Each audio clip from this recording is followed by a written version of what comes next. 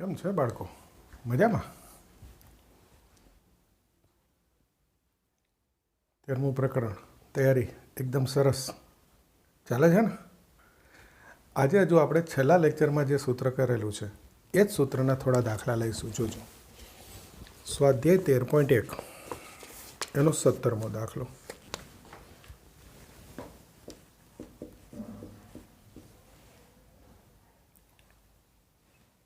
Limit x tends to 0 cos 2x minus 1 છેદમાં cos x minus 1. બરાબર છે? જુઓ, લિમિટ x ટેન્ડ્સ ટુ 0. પહેલું તો આ cos 2x minus 1 છે. આપણું સૂત્ર છે 1 માઇનસ કોસ, તો અંશ છેદ બંનેને માઇનસ ગુણાવી દો. થઈ ગયું? અંશને માઇનસ ગુણાવો 1 માઇનસ કોસ 2x, છેદને માઇનસ ગુણાવો 1 minus cos x. Limit x tends to 0. 1 minus cos 2x નું સૂત્ર 2 sine square x. 1 minus cos x નું સૂત્ર 2 સાઇન સ્ક્વેર x બાય 2. તો આ 2 તો જશે જ.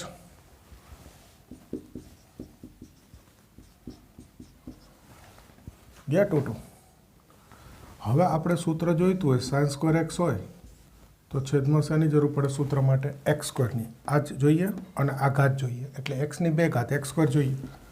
તો એક્સ સ્ક્વેર ભાગી એક્સ સ્ક્વેર ગુણાવ્યા છેદમાં સાઇન સ્ક્વેર એક્સ બાય 2 છે, તો શેની જરૂર પડે? આ જે હોય એની આ ઘાત જોઈએ એવું આપણે શીખી ગયા. તો એક્સ બાય 2 નો વર્ગ એટલે એક્સ સ્ક્વેર બાય 4. તો બાજુમાં પાછા એક્સ સ્ક્વેર બાય 4 ગુણાવી દો. અને આ લિમિટ છે એને જરાક અહીંયા વચ્ચે લખી નાખું, એટલે અંશ છેદમાં જુદી જુદી લિમિટ હું નહીં લખું, મેં તમને કીધેલું છે. તો જુઓ, આ સાઇન સ્ક્વેર એક્સ તો છેદમાં એક્સ સ્ક્વેર એટલે એક્સ સ્ક્વેર ભાગ્યા બાજુમાં એક્સ સ્ક્વેર ગુણાવ્યા. આ સાઇન સ્ક્વેર એક્સ બાય 2 તો છેદમાં એક્સ બાય 2 નો વર્ગ એટલે એક્સ સ્ક્વેર બાય 4 ભાગ્યા તો બાજુમાં ગુણાવ્યા. એટલે આ સૂત્ર થઈ ગયું 1 1 થઈ ગયું. આ એક્સ સ્ક્વેર બી જશે. તો આ જે છે જુઓ, આ અંશ છે, આ છેદ છે અને આ છેદનો છેદ છે. છેદનો છેદ ક્યાં જાય? અંશમાં. તો સૂત્ર મૂકી દઉં તો જવાબ કેટલો થઈ ગયો? 4. અહીંયા નહીં લખવું, અહીંયા લખી દઉં ઉપર સરસ રીતે 4. આ ખાલી સમજાવવું જોઈએ કે આ છેદનો છેદ છે એટલે 1/4 નહીં, અંશમાં જશે 4 જવાબ. જુઓ, હવે એક બીજો દાખલો હું એક્સ્ટ્રા કરાવું, સાંભળજો. આ જ રકમનું કંઈક મારે વધારે કહેવું છે, એટલે આ છેદનો છેદ અંશમાં જાય તો ખબર પડવી જ જોઈએ. હવે જુઓ, હું અહીંયા એક રકમ લખું 1 માઇનસ કોસ 3x છેદમાં 1 માઇનસ કોસ 2x. આ જ સ્વરૂપ છે. આ x હતો 2x કરી દીધો. શા માટે કહું પછી? આવું પૂછાય છે. આ પૂછવા માટેની રકમ છે, આ બી પૂછવા માટેની રકમ છે. જોજો, લિમિટ x ટેન્ડ્સ ટુ 0. આ 1 માઇનસ કોસ 3x સૂત્ર મૂકું 2 sine square 3x by 2. 2 sine square x થશે. હવે જુઓ, આ 2 તો ગયા નહીં. હવે પહેલાં છે ને આ લખી લો. જોજો, સાઇન સ્ક્વેર 3x બાય 2 તો છેદમાં મારે આનો વર્ગ જોઈએ 9x વર્ગ ભાગ્યા 4. તો બાજુમાં ગુણાવી દો 9x વર્ગ ભાગ્યા 4 છેદમાં સાઇન સ્ક્વેર x તો છેદમાં આનો વર્ગ જોઈએ મારે xનો x સ્ક્વેર ભાગ્યા બાજુમાં ગુણાવી દો. હવે લિમિટ અહીંયા લખીશ, limit x tends to 0. Okay, એટલે અંશ છેદમાં જુદી જુદી લખવી નહીં. જુદી જુદી લખો તોય ચાલે, મેં આગળના લેક્ચરમાં બતાવી દીધું છે. જો આ સૂત્ર થઈ ગયું 1, આ સૂત્ર થઈ ગયું 1. ખબર પડે ને કે આ જે હોય એને આ ઘાત છેદમાં હોવી જોઈએ. ટૂંકમાં આ જે છે એનો વર્ગ હોવો જોઈએ, આ જે છે એનો વર્ગ હોવો જોઈએ. તો એ મેળવી લીધું સૂત્ર. આ એક્સ સ્ક્વેર ઉડી બી જાય છે. તો આ સૂત્ર 1 મૂકી દઉં તો બચે શું? આ 9 ભાગ્યા 4.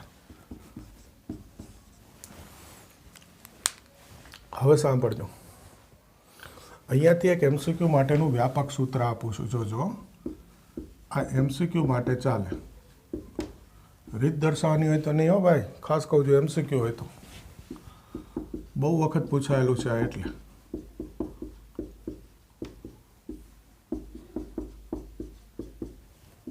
આનું સૂત્ર બનાવી દઉં છું, જોજો. દાખલો ગણવો હોય તો આ જ રીતથી ગણાય. 2 તો ગણ્યા, હવે ત્રીજો તમારે ગણ નાખવાનો. હું એનું સૂત્ર બનાવું છું. અહીંયા તમે ધ્યાનથી જુઓ, અહીંયા જોજો. આ 2 હતા, આ 1 હતા, તો 2નો વર્ગ 4 અને છેદમાં 1નો વર્ગ 1 આવ્યો જવાબમાં. જુઓ, 2નો વર્ગ 4, 1નો વર્ગ 1, 4 ભાગ્યા 1 એટલે 4. અહીંયા જુઓ 3x હતા, આ 2x હતા, તો 3નો વર્ગ 9, 2નો વર્ગ 4, 9 ભાગ્યા 4 આવ્યું જવાબ. એટલે આમાં મેં સૂત્ર બનાવ્યું 1 માઇનસ કોસ mx છેદમાં 1 માઇનસ કોસ nx. તો આનો જવાબ આવે m² માઇનસ n². આને હું સૂત્ર કહી દઈશ. જો આ તમને ખબર હોય અને આ રકમ આપે, તમને ખબર છે ઉપર નીચે માઇનસ ગુણો 1 થઈ જાય, તો સીધું m એટલે 2, 2નો વર્ગ 4 છેદમાં n એટલે 1, 1નો વર્ગ 1, 4 ભાગ્યા 1, 3નો વર્ગ 9, mનો વર્ગ છેદમાં nનો વર્ગ, 2નો વર્ગ 4, 9 ભાગ્યા 4. MCQ તમે ડાયરેક્ટ જવાબ લખી શકો. એનું મૂળ સ્વરૂપ આ છે સૂત્ર. ખ્યાલ આવી જાય, પણ MCQ હોય તો જ, બાકી તો ગણવાનું આ રીતે. ઓકે, લખી લો.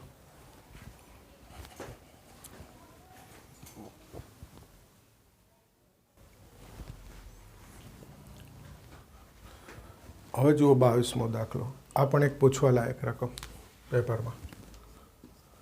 અને બીજું, આ દાખલામાં એક વસ્તુ જે હું શીખવાડું છું એ લક્ષ પ્રકરણના કોઈ પણ દાખલામાં ચાલે. આ પ્રકારના શું એ કહું છું દાખલામાં જુઓ. છેદમાં આ બેની બાદબાકી છે. ટૂંકમાં આ બેની બાદબાકી જેવું કંઈ પણ સ્વરૂપ છેદમાં હોય ત્યારે તમને આમ દેખાશે નહીં કંઈ સૂત્ર.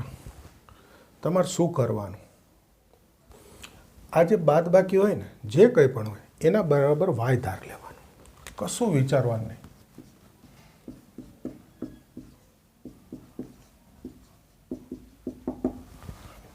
ફરી એકવાર કહી દઉં, સાંભળજો બરાબર. બહારની ઘણી બધી રકમમાં આવું કામ આવશે. આ જે હોય એની બાદબાકી જેવું દેખાતું હોય, એક્ઝેક્ટ આ સ્વરૂપ ના હોય તો ચાલે. ધારો કે અહીંયા 2x માઇનસ પાય લખ્યું હોય તોય ચાલે. ઓકે, આ જે છે એની બાદબાકી જેવું સ્વરૂપ દેખાતું અહીંયા, એટલે આ જે કંઈ પણ બાદબાકી એના માટે વાય ધાર લેવાનો, કશું વિચાર્યા વગર. હવે વાય ધારું તો શું થાય, મેં આગળ એક જગ્યાએ શીખવાડેલું છે એક લેક્ચરમાં, કે હવે મારે આમાંથી પહેલાં તો x બરાબર જોવાનું શું થાય. x બરાબર y પ્લસ π/2 આ સામે. તો y પ્લસ π/2 લખવા કરતાં નોર્મલી ત્રિકોણમિતિમાં π/2 પ્લસ y લખાય, એટલે એ લખ્યું. બધું એક જ થાય પણ છતાં લખ્યું. હવે લિમિટ બદલવી પડે, શીખવાડેલું છે, યાદ કરજો. x tends to π/2. તો કે ભાઈ x ટેન્સ ટુ રકમમાં π/2 છે, તો અહીંયા π/2 મૂકો આપણે ધાર્યું એમાં. π/2 માઇનસ π/2 0, એટલે y બરાબર 0 આવે. તો એમ કહેવાય કે y ટેન્સ ટુ 0. એટલે હવે જ્યારે હું આ કિંમત મૂકીશ કે tan ટુ એક્સની કિંમત π/2 પ્લસ y ભાગ્યા આ તો y ધાર્યો, y મૂકી દઈશ, ત્યારે લિમિટ હવે એક્સને શું લખીશ, y ટેન્સ ટુ 0. આને એમ કહેવાય કે ધારું ત્યારે લિમિટ બદલાઈ જાય.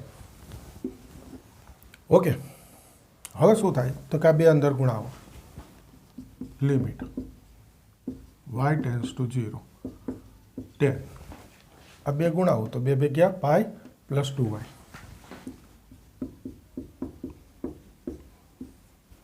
છેદમાં y. Limit y tends to 0. આ ત્રિકોણમિતિ આવ્યું, પાય છે પૂર્ણાંક પાય, વિધેય ના બદલાય એટલે આ 2y જ થાય 10. પણ પાય પ્લસ એટલે ત્રીજું ચરણ. યાદ કરજો ત્રિકોણમિતિ, ત્રીજા ચરણમાં મૂળ વિધેય 10 છે, કેવું હોય, ધન. ત્રીજા ચરણમાં 10 કેવું હોય, ધન. પહેલા ને ત્રીજામાં 10 ધન હોય, એટલે આ ધન રહેશે. હવે આ 2y આવ્યું,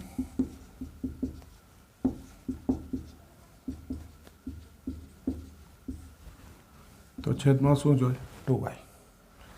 તો ઉપર નીચે 2 ગુણાવ્યા એવો અર્થ થયો. આ એક મૂકી દો તો જવાબ 2 ગુણ્યા 1 એટલે 2. સરસ દાખલો એકવાર ફરીથી કહી દઉં. જોજો, અત્યારે આ દાખલામાં આ છેદ છે x માઇનસ પાઈ બાય 2 એના બરાબર y ધારું છું. એના પરથી હું તમને એવું શીખવાડું છું વ્યાપક કે છેદમાં આવી કોઈ પણ બાદબાકી હોય આની એક્ઝેક્ટ આ સ્વરૂપ ન હોય તો બી ચાલે, તમારે y ધાર લેવાનું, થઈ જશે દાખલો. પછી આ સ્ટેપ તો ફિક્સ y ધારવું એટલે તો કે x બરાબર પાઈ બાય 2 પ્લસ y, આ પાઈ બાય 2 સામે.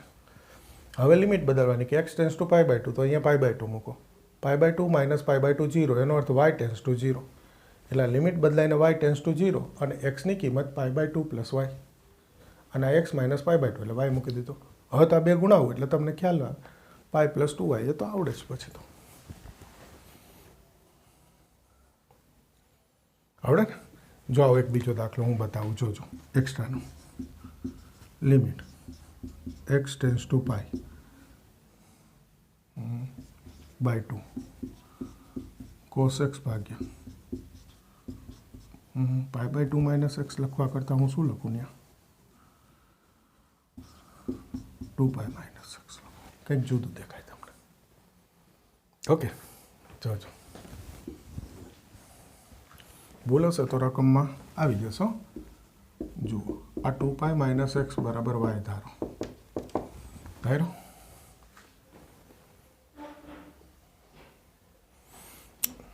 ના ચાલે ને ભાઈ, ન ચાલે. હવે ચાલશે pi minus 2x.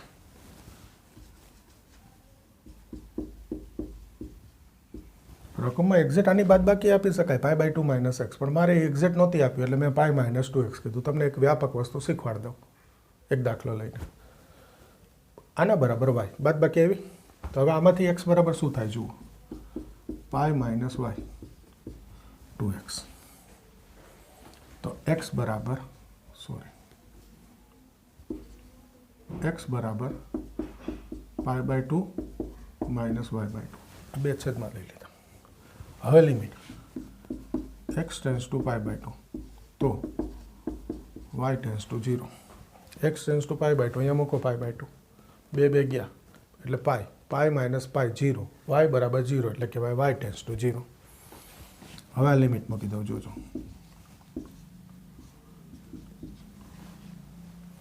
Cos x ની બદલે આ કિંમત મૂકું પાઈ બાય 2 y બાય 2 અને છે તો y ધાર્યો એટલે y મૂકીશ. જોજો લિમિટ y ટેન્સ ટુ 0. યાદ કરો ત્રિકોણમિતિ, આ થઈ ગયું y બાય 2. હવે એક સ્ટેપ સીધું લખી નાખું, જગ્યા ના ભાવે. જો આ સાઈન y બાય 2 આવે તો છેદમાં સૂત્ર માટે શું જોઈએ, y બાય 2. આ y છે 2 થી ભાગ્યા, એનો અર્થ 2 ગુણાઈ દીધા. 2 થી ભાગો બાજુમાં 2 ગુણાઈ દેવાના. આ સૂત્ર 1 થઈ ગયું, આ 2 બચે, જવાબ થઈ ગયો 1/3. તો જુઓ, આવા ધારવાનો એક જ દાખલો હતો એટલે બીજો એક દાખલો બતાવી દીધો અને એક વ્યાપક રીતે કહી દીધી. ગમે તેવી રકમ હોય, આ તો મેં લખી, બીજી કોઈક રકમ આવે મૂકી જ દેવાનું આના બરાબર y ધારીને, એટલે સૂત્ર આવી જ જાય. ક્લિયર બધા? ક્યાંય મૂંઝાવાની જરૂર નહીં. આવું કંઈ પણ બાદબાકી જુઓ એના માટે y ધારીને સૂત્ર મૂકી દેવાનું, લિમિટ મૂકી દેવાની, એટલે આ રીત કરી દેવાની, સૂત્ર આવી જશે, જવાબ આવી જશે. કરી દો તૈયાર.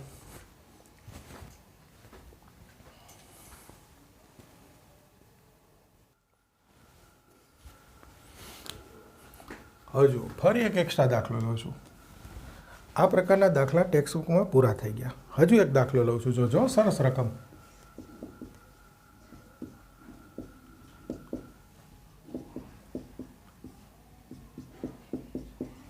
છે. જુઓ, આના બરાબર y ધાર લ્યો તોય થઈ જાય, પણ આ તો બીજી રીતે થશે. y ધાર લેશો તોય થઈ જશે, એ તમે ગણી શકો છો. આને હું સીધું સાઇન પાઈ માઇનસ એક્સ લખી શકું કે નહીં? લખી શકાય ને સીધું સાઇન પાઈ માઇનસ એક્સ. જો 1 બાજુમાં કારણ બતાવી દઈશ કે એક્સ ટેન્સ ટુ પાઈ હોય ને ભાઈ, તો આ પાઈ માઇનસ એક્સ છે એ 0 થાય જ જોઈ લો. એક્સની કિંમત પાઈ મૂકો, પાઈ માઇનસ પાઈ 0, તો છે જ આ ટેન્સ ટુ 0 જ છે એક અંદર. અને બીજી રીતમાં કોઈ પાય માઇનસ એક્સ બરાબર વાય ધાર લેજો. હવે તો તમને આવડશે ને? આવડે જ ભાઈ. બીજું જો આ ખાસ જોજો ભાઈ. હવે તમે કહેશો સર 1 થાય સાઇન એક્સ અપન એક્સ 1, પણ ધ્યાનથી જુઓ આ. એટલે હવે ખાસ એક સ્પષ્ટતા કરી દઉં. જુઓ રીત પૂરી થાય ત્યારે સ્પષ્ટતા કરું છું કે આ limit x tends to 0 sine x અપન x 1 થાય, ટેન એક્સ અપન એક્સ 1 થાય. એ સૂત્ર રેડિયન માપ માટે છે. એક્સનું માપ શેમાં હોય? રેડિયનમાં. અંશ માપ માટે નથી. તો અહીંયા સાઇન એક્સ અંશ છે અને છેદમાં એક્સ એટલે આ રેડિયન છે. સૂત્ર નથી. તો પહેલું તમારે શું કરવું પડે?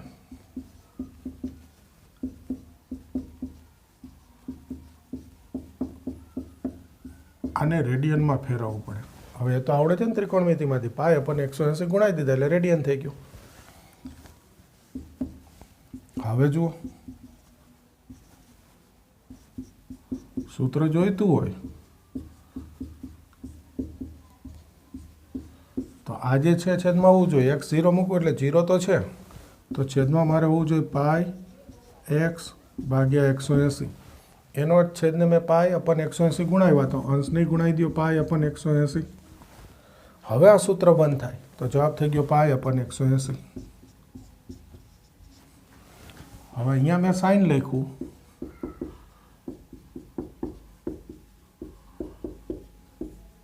કોઈ 10 લખે. આવડે ને ભાઈ? આને આ જ થાય પાય અપન 180. આ જરાક ધ્યાનમાં લઈ લેજો કે સૂત્ર કોના માટે છે? રેડિયન માપ. અંશ માપ માટે નથી. ખ્યાલ આવે? તો અહીંયા આપણે આ સૂત્રના દાખલા પૂરા થાય છે હાલ પૂરતા. ઓકે, કરી દો તૈયાર.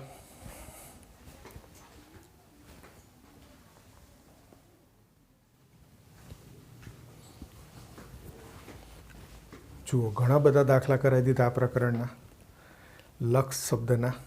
બરાબર છે? હવે લક્ષ શું છે સમજાવું છું.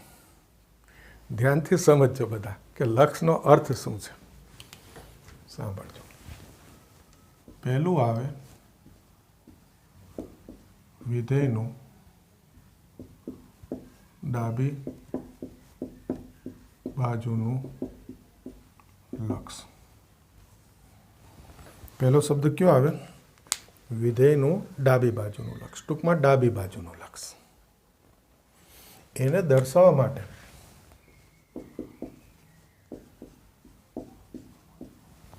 સંકેત વપરાય x tends to a minus.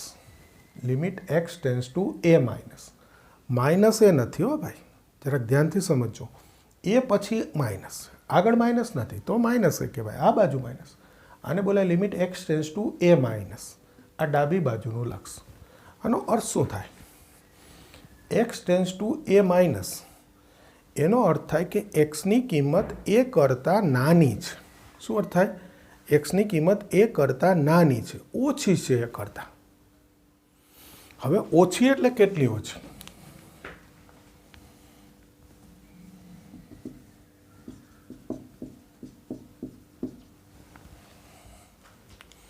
ઓછી એટલે કેટલી ઓછી? નાની એટલે કેટલી નાની? તો કે એ અને એ માઇનસ 1ની વચ્ચેની. એટલે શું? તો કે નાની એટલે અનંત નહીં ભાઈ. ધારો કે અહીંયા લખ્યું હોય એક્સ ટેન્સ ટુ 3 માઇનસ, તો આનો અર્થ તમે શું કરશો? એક્સની કિંમત 3 કરતાં નાની. 3 કરતાં નાની તો કાંઈ અનંત નાની નહીં, 2 થી 3ની વચ્ચે. એ પૂર્ણાંક અને એની આગળનો પૂર્ણાંક એની વચ્ચે. એ માઇનસ તો એ માઇનસથી એની વચ્ચે. ખ્યાલ આવે? 3 માઇનસ ઉદાહરણ તરીકે લખી દીધું તો કે 2 થી 3ની વચ્ચે. આવો અર્થ થાય. પછી આવે વિધેયનું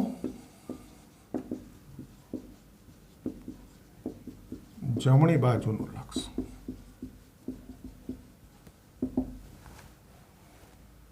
તો જમણી બાજુનું લક્ષ એનો સંકેત છે limit x tends to a plus. Plus a નહીં, એ પ્લસ. આનો અર્થ થાય કે એક્સની કિંમત એ કરતાં મોટી છે એટલે એને કહેવાય જમણી બાજુનું લક્ષ. હવે એ કરતાં મોટી એટલે કેટલી મોટી? તો કે જો અહીંયા હું લખું, હા, એથી મોટી, એનો અર્થ એથી a+1ની વચ્ચે. જોજો હું અહીંયા જરાક કન્ફ્યુઝ થાય એવું લખું છું, તમે એટલે ઋણે બતાવી દઉં ને.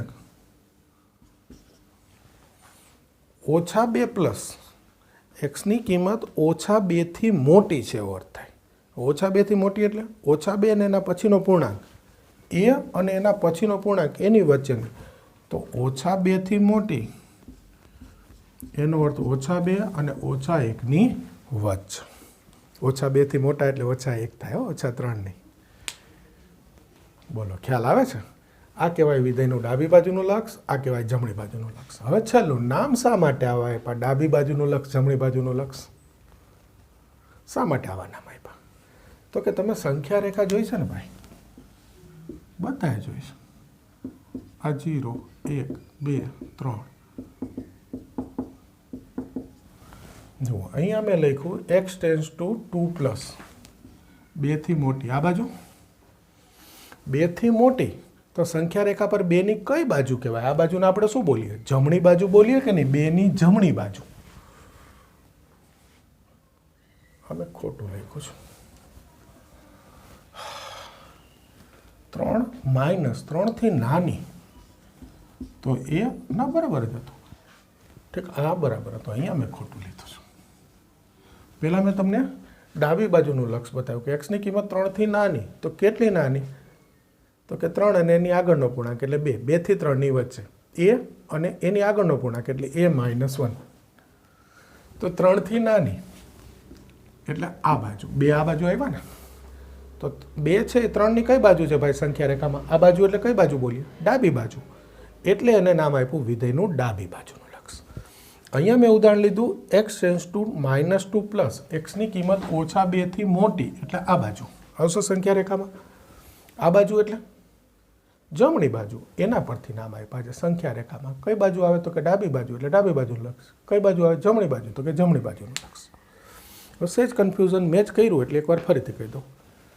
x ટેન્ડ્સ ટુ a-, એનો અર્થ એક્સની કિંમત a કરતાં નાની. કેટલી નાની? તો કે a-1 અને એની વચ્ચે. એ પૂર્ણાંક, એની અગાઉનો પૂર્ણાંક એની વચ્ચે. એટલે જો 3- હોય તો કેટલી? 3થી નાનો પૂર્ણાંક કયો? 2, 2 અને 3ની વચ્ચે છે.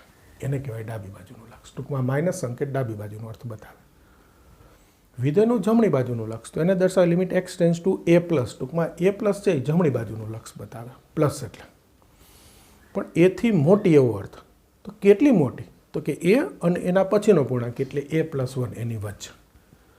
તો કે જો -2+ લખ્યું હોય તો એનો અર્થ એ કરવાનો કે એક્સની કિંમત -2થી મોટી છે. તો કેટલી મોટી? તો કે -2 અને -1ની વચ્ચે. પછી નામ શા માટે જમણી ડાબી બાજુ? એ મેં સંખ્યા રેખા ઉપર બતાવ્યું. પહેલાં આ 2 લક્ષ આવે અને એના પછી આવે વિધેયનું લક્ષ. આપણે જે ભણીએ છીએ ને વિધેયનું લક્ષ, આ શબ્દ પછી આવે. એકદમ ટૂંકમાં વ્યાખ્યા લખી દઉં છું, બહુ ડિટેલમાં નથી લખતો. Limit x tends two a- of fx is equal to limit x tends two a+ of fx is equal to f of a. એટલે કે વિધેયનું ડાબી બાજુનું લક્ષ, જમણી બાજુનું લક્ષ અને f of a એટલે વિધેયમાં સીધું એક્સના સ્થાને એ મૂકવું. એ ત્રણેય જવાબ સરખા આવે તો limit x tends two a of fx નું અસ્તિત્વ છે. એટલે કે જો આ ત્રણેય જવાબ સરખા હોય તો direct limit x tends two a of fx એટલે કે વિધેયનું લક્ષ મળે. આને કહેવાય વિધેયનું ડાબી બાજુનું લક્ષ, વિધેયનું જમણી બાજુનું લક્ષ અને એક્સની એક કિંમત સીધી મૂકી દીધી. એ ત્રણેય જવાબ સરખા આવે તો જ વિધેયના લક્ષનું અસ્તિત્વ છે. મૂળ આ 2 વસ્તુ છે પણ આ જોવું તો પડે છે. જરૂર આ 2ની પડતી હોય, ડાબી જમણીની, તો વિધેયના લક્ષનું અસ્તિત્વ છે. જો આ વ્યાખ્યા થઈ limit x tends two a- of fx is equal to limit x tends two a+ of fx is equal to f of a is equal to L. એટલે કે આ ડાબી બાજુનું લક્ષ એનો જવાબ એલ આવ્યો, જમણી બાજુનું લક્ષ એનો જવાબ એલ આવ્યો, એફ ઓફ એ લખ્યું એનો જવાબ એલ આવ્યો. તો limit x tends to A of F x બરાબર એલ થાય. કે જો બધાનો જવાબ એલ હોય તો પછી વિધેયનું લક્ષ શું થાય? એલ. પહેલી આ શરત છે કે બધાનો જવાબ સરખો આવે તો મળે લક્ષ, અસ્તિત્વ ધરાવે એટલે મળે. અને શું મળે તો કે એ બધાનો જે જવાબ આવ્યો હોય એ વિધેયનું લક્ષ કહેવાય. આ વિધેયના લક્ષનો અર્થ છે. જો આ મેં હજુ ઉપરથી સમજાવ્યો છે, સેજ હજુ ડિટેલમાં લઈ જાઓ, તમારે કામનું એટલું જ છે. આ ખબર હોવી જોઈએ કે x tends to a minus એનો અર્થ એક્સની કિંમત એ કરતાં નાની. કેટલી? તો કે એ અને એની આગળનો પૂર્ણાંક. X tends to a plus તો એનો અર્થ એક્સની કિંમત એ કરતાં મોટી. કેટલી મોટી? તો કે એ અને એના પછીનો પૂર્ણાંક એની વચ્ચે. અને પછી આ બે સૂત્ર ખબર હોવી જોઈએ. આ એક કયો કે આ બે તો છે જ નહીં, જી કયો એક જ છે. આટલી ખબર હોય દાખલા થઈ જશે. હવે સેટ ડિટેલમાં અર્થ કહું કે આ ખરેખર આનો અર્થ શું થયો હતો સમજવું હોય તો આટલું તો સમજાઈ ગયું, તમને યાદ રહી ગયું, દાખલા થઈ જશે. પણ ખરેખર આ પ્રકરણ વ્યવહારમાં શું કહે છે એ સમજવું હોય તો કહું, સાંભળજો જરા ધીરજથી. હો, દાખલામાં કામ નહીં આવે પણ ક્યાંક નોલેજમાં કામ આવે. કે x tends to a minus એનો અર્થ શું થયો? તો કે ધારો કે આપણે લખ્યું એક્સ ટેન્સ ટુ 3 માઇનસ, એનો અર્થ એક્સની કિંમત 3 કરતાં નાની. તો એનો અર્થ શું થયો? સાંભળજો કે ધારો કે અત્યારે સ્ટુડન્ટ હાજર નથી, બાકી હાજર હોય વિડીયો લેક્ચરમાં ના હોય ને, તો હું એમ કહું કે ભાઈ કરણ છે એ અર્જુન પાસે, બે સ્ટુડન્ટ હોય કરણ ને અર્જુન, કરણ છે એ અર્જુન પાસે 1000 રૂપિયા માગતો હોય. કરણ છે એ અર્જુન પાસે 1000 રૂપિયા માગતો હોય. અર્જુને ક્યારેક લીધા હોય કરણ પાસે. હવે અર્જુને કીધું હોય કે 1 તારીખે હું આપી દઈશ. 1 તારીખે અર્જુન છે એ કરણને કહેશે કે ભાઈ મારી પાસે 1000 હતા ને 999 રૂપિયા છે, 1000 પૂરા નથી. 1 રૂપિયો ખૂટ્યો, તાર જોતા હોય તો લઈ લે, નહીતર પછી 8-10 દિવસ પછી લઈ જશે પૂરા 1000. કોઈ પણ ડાયો માણસ શું કરે એ કરણે કરવું જોઈએ મારી દ્રષ્ટિએ. એ શું કહેશે? ચાલશે લાવ ને. તો 1 રૂપિયો ચલાવી લીધો. એ ફેર છે એ અહીંયા છે કે ભાઈ એક્સની કિંમત એક્ઝેક્ટ 3 નથી, 3થી થોડીક નાની છે. કેટલી નાની? તો કે વ્યવહારમાં એને અવગણી શકાય એવી, એને 3 તરીકે સ્વીકારી શકાય. ધારો કે 2.5 2.9 એ વ્યવહારમાં 3 તરીકે સ્વીકારી શકાય એવી કિંમત છે. એ અર્થ આ બેના થાય કે 3થી નાની અથવા 3થી મોટી. કેટલી? તો કે થોડીક, જેને વ્યવહારમાં અવગણી શકાય એવી સંખ્યા કહેવાય. શું કહેવાય? વ્યવહારમાં અવગણી શકાય એવી સંખ્યા. પણ એક્ઝેક્ટ તો નથી જ, એક્ઝેક્ટ 1000 તો નહોતા જ. ખ્યાલ આવે છે? તો એટલો ફેર છે. પણ વ્યવહારમાં આ પણ 3 થાય અને limit x tends to 3 plus લખું, અહીંયા મેં જુદું ઉદાહરણ લીધું છે એટલે અહીંયા જ બોલીશ. Limit x tends to 3 plus લખું તો બી ચાલે કે 3થી સેજ મોટી. વ્યવહારમાં એને કેટલા તરીકે સ્વીકારી શકાય? 3 તરીકે. બરાબર છે? અને એમ માની અને છેલ્લે આપણે દાખલામાં એક્સની કિંમત 3 મૂકી દઈએ છીએ. હમણાં બધા દાખલામાં આપણે કીધું ને કે એક્સની કિંમત આ ટેન્સ ટુ જે હોય મૂકી દેવાની.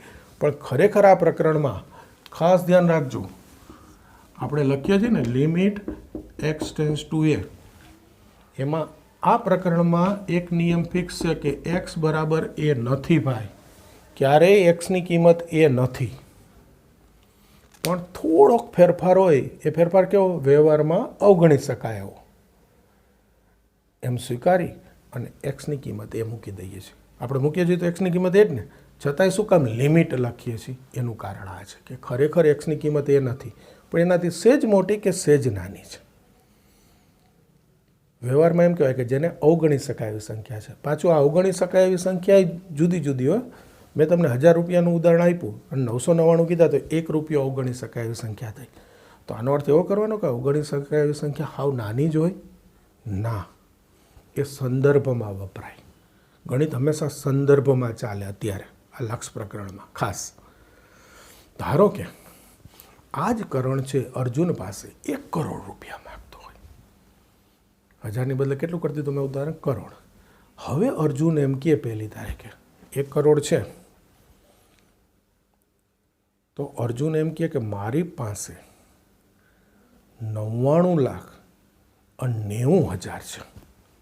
હવે કેટલા ખૂટ્યા? 10,000. સ્વીકારીને લઈ લે, નહીંતર આવતા મહિને આવજે, હમણાં કાંઈ થાય એવું નહીં. બાકી કોઈ પણ ડાયો માણસ શું કરે? હું હોઉં, તમે હોય, તો જો કરણ એવો ડાયો માણસ હોય તો એ લઈ લે 99,90,000. 10,000 જતા કરે. શું કામ? 1 કરોડની વાત છે. તો આ 10,000 અવગણી શકાય એવી સંખ્યા થઈ ગઈ, કારણ સંદર્ભ મોટો થઈ ગયો. હજી આંકડો મોટો કરતો જાવ, કરોડના 10 કરોડ, 1 અબજ, તો અવગણી શકાય એવી સંખ્યા મોટી થતી જાય વ્યવહારમાં. અત્યારે તમને એમ થશે કોઈ થોડા 10,000 જતા કરે, પણ વ્યવહારમાં જ્યારે કરોડની વાત હોય ને ત્યારે 2, 10,000, 15,000 માણસ આરામથી ભૂલી જાય કે ભાઈ જવા દો, બાકીના લઈ લ્યો. પેટ્રોલ પંપ ઉપર પેટ્રોલ ભરાવા જાઓ છો, ડીઝલ ભરાવા જાઓ છો, ભાવ વેચ્યા છે ને, કોઈ દી પૂર્ણાંક આંકડો ના હોય. 82 રૂપિયા 25 પૈસા, 25 પૂર્ણાંક કહેવાય, 23 પૈસા, 69.65, 67 આવા ભાવ લખ્યા હોય. તમે ચૂકવી દો છો ને પૂર્ણાંકમાં. થોડાક ધારો કે 69.67 પૈસા લખ્યું હોય ને તમે 1 લીટર પેટ્રોલ ભરાવો, 70 આપીને કોઈ દિવસ બાકીના પોઈન્ટ કેટલા ખૂટ્યા? 33 પૈસા પાછા માંગ્યા નહીં. શું કામ? અત્યારે આપણા વ્યવહારમાં એ અવગણી શકાય એવી સંખ્યા છે. તો આ પ્રકરણનો હેતુ જે છે કે ભાઈ ખરેખર એક્સની કિંમત એ જેટલી નથી, કાં થોડીક ઓછી છે અથવા થોડીક વધારે છે, તો એ થોડુંક ઓછું થોડુંક વધારે અવગણીને એક્સની કિંમત એ મૂકી દો. આવો એક લોજિકલ અર્થ છે. થોડોક ટ્રાય કર્યો, કંટાળો આવે આવું બધું સમજવાનું. એટલે બહુ હજુ નથી કહેતો, હજુ આની ડિટેલ થઈ શકે, પણ બસ ઘણું 3 વસ્તુ આવડતી હોવી જોઈએ, દાખલા ફટાફટ થઈ જશે. ઓકે, કરો એટલું તૈયાર.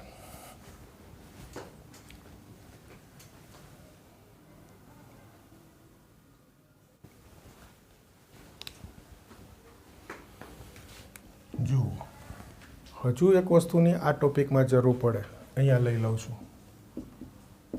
માનાંકના ગુણધર્મો. આમ તો આપણે આગળ ભણેલા જોઈએ ભાઈ, પણ છતાં અહીંયા જરૂર પડે એટલે એકવાર ફરીથી કહી દઉં છું. માનાંક x બરાબર x લખાય ક્યારે? x ગ્રેટર દેન 0. અને માઇનસ x લખાય ક્યારે?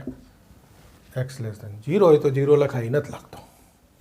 જો x ધન હોય તો માનાંક x બરાબર x લખાય, x ઋણ હોય તો માનાંક x બરાબર માઇનસ x લખાય. એ જ રીતે x માઇનસ એ બરાબર x માઇનસ એ લખાય ક્યારે? x greater than. અને a માઇનસ x લખાય ક્યારે? x less than. આપણે ભણી જ ગયા છે, છતાં એકવાર ફરીથી યાદ કરાવી દીધા કે ભાઈ એક જ x હોય તો ધન લખાય, ઋણ હોય તો ઋણ લખાય, પણ બાદબાકી હોય તો જે મોટી સંખ્યા હોય પહેલાં લખાય, નાની હોય પછી. આનું બધાનું ગુજરાતી કરી દીધું. એવું જ એક બીજું આપણે ભણી ગયા છીએ, મહત્તમ પૂર્ણાંક વિધેય. એનો બી અહીંયા એક સરસ ઉપયોગ કરી શકાય. આવશે, હું બતાવીશ, યાદ કરાવી દઉં. અને હું બોલું છું મારી ભાષામાં મેજિક બોક્સ એક્સ. મહત્તમ પૂર્ણાંક વિધેય એને શું કહેવાય? Magic box.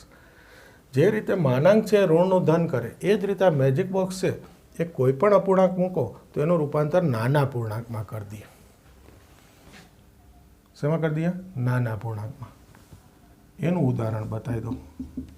ધારો કે મેજિક બોક્સમાં તમે 3.2 મૂકો તો જવાબ શું આવે? 3. અને કોઈ કહે કે ઓછા 2.8 મૂક્યા તો જવાબ ઓછા 3 આવે. 3.2 એટલે 3 અને 4ની વચ્ચેની સંખ્યા, તો નાનો પૂર્ણાંક કયો? 3. માઇનસ 2.8 એટલે ઓછા 3 અને ઓછા 2 વચ્ચેની સંખ્યા, તો નાનો પૂર્ણાંક ઓછા 3 થાય, ઓછા 2 નહીં. ઋણમાં ખાસ ધ્યાન રાખજો. આનો હું આ ટોપિકમાં આ ડાબી બાજુ જમણી બાજુના લક્ષનો ઉપયોગ કરીને સરસ ઉપયોગ બતાવીશ. આ 2 મુદ્દા એમાં વચ્ચે આવશે. એટલે મેં એકવાર ટૂંકમાં ફરીથી યાદ કરાવી દીધા. ડિટેલમાં આપણે આગળ ભણેલા જ છીએ, બરાબર છે? તો આ પણ એક જોડે યાદ રાખી લેજો અત્યારે આ પ્રકરણ માટે.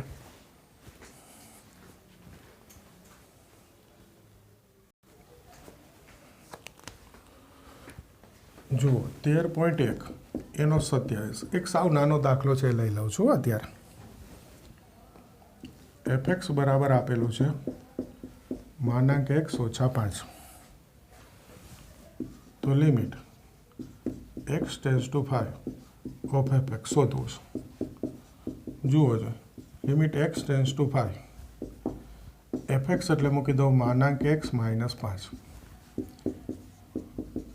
હવે જુઓ જોઈએ x ટેન્ડ્સ ટુ 5 લખ્યું છે, 5 ધન સંખ્યા છે, તો પછી આ માનાંક x બરાબર શું થાય?